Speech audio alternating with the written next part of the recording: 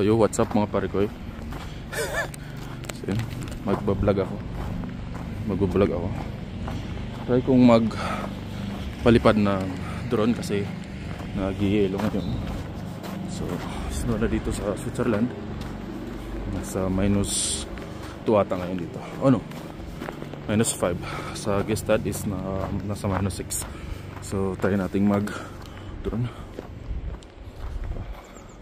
So lang naman ang ituturo natin yung mga area na to dito. Yan. So let's go. Nagsuot ako ng sunglass kasi nga ano to? Masakit sa mata yung yellow. Yung reflect ng yellow sa mata, sobrang sakit. So kailangan magsuot ng glasses. Uy! Ano? Oh. Bumaba na yung ano eh. Yun, bumaba na siya.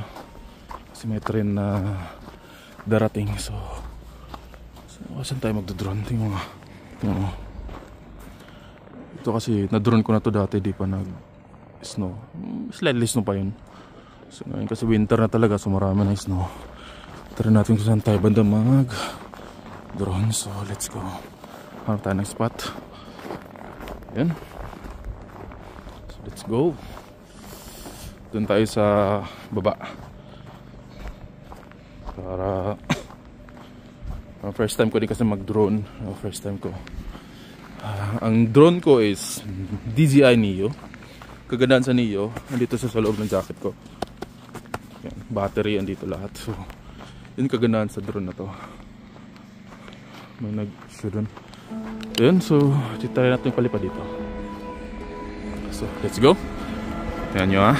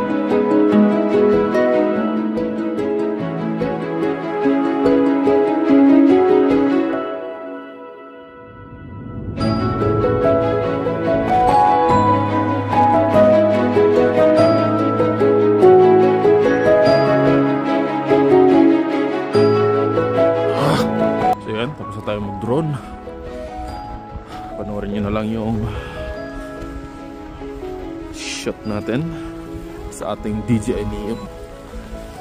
Tapos di ba kaya? Di ko kaya ang lamig. Tumitigas yung kamay ko. Hindi ko manubra na maayos. Sobrang lamig talaga. So okay. Merci beaucoup sa panonood sa aking video. Ako'y nilalamig na. Merci beaucoup. Wala syukran. Bye bye. Masalam. Approve.